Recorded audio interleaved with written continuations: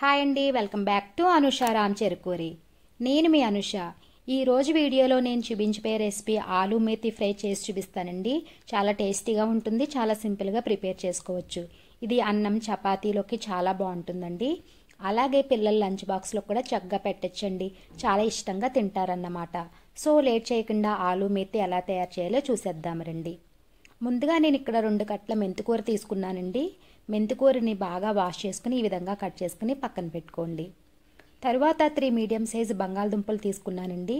వీటిని ఇలా చిన్న ముక్కలుగా కట్ చేసుకుని ఇలా సాల్ట్ వాటర్లో వేసుకుని పక్కన పెట్టుకోండి. తరువాత స్టవ్ ఆన్ చేసి ప్యాన్ పెట్టుకుని 2 టేబుల్ స్పూన్ల నూనె వేసుకోవాలి. నూనె వేడైన తర్వాత శనగపప్పు, మినప్పప్పు, జీలకర్ర, ఆవాలు వేసుకుని ఫ్రై చేసుకోవాలి. తర్వాత ఒక ఎండుమిర్చిని ముక్కలుగా చేసి వేసుకోవాలండి. ఇప్పుడు ఒక మీడియం సైజు ఉల్లిపాయ, అలాగే 2 పచ్చిమిర్చిని ఇలా పొడవుగా కట్ చేసి వేసుకోవాలన్నమాట. అలానే కొద్ది కరివేపాకు వేసుకుని కలుపుకుని ఉల్లిపాయని సాఫ్ట్గా అయ్యే వరకు మగ్గించుకోవాలి. తర్వాత 1/2 టీ స్పూన్ అల్లం వెల్లుల్లి పేస్ట్ వేసుకోవాలండి. ఒకసారి కలుపుకుని పచ్చివాసన పోయే వరకు ఫ్రై చేసుకోవాలి. తర్వాత 1/2 టీ స్పూన్ పసుపు వేసుకుని మరో 2 నిమిషాలు ఫ్రై చేయండి. ఉల్లిపాయ ఇలా మగ్గిన తర్వాత మనం ముందుగా కట్ చేసిన బంగాళదుంప ముక్కలు వేసుకుని బాగా కలుపుకోవాలి.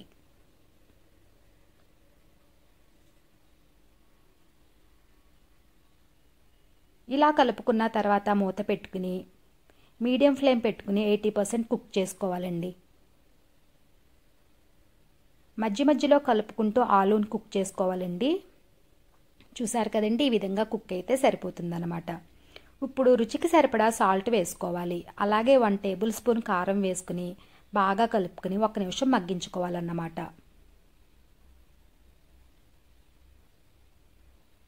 చూసారు కదండి, ఈ విధంగా మగ్గిన తర్వాత మనం చిన్నగా కట్ చేసుకున్న మెంతికూర వేసుకుని పచ్చివాసన పోయే వరకు ఫ్రై చేసుకోవాలన్నమాట.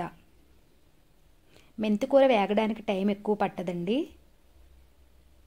ఒకసారి బాగా కలుపుకుని మూత పెట్టుకుని 2 నిమిషాలు మగ్గించుకోండి.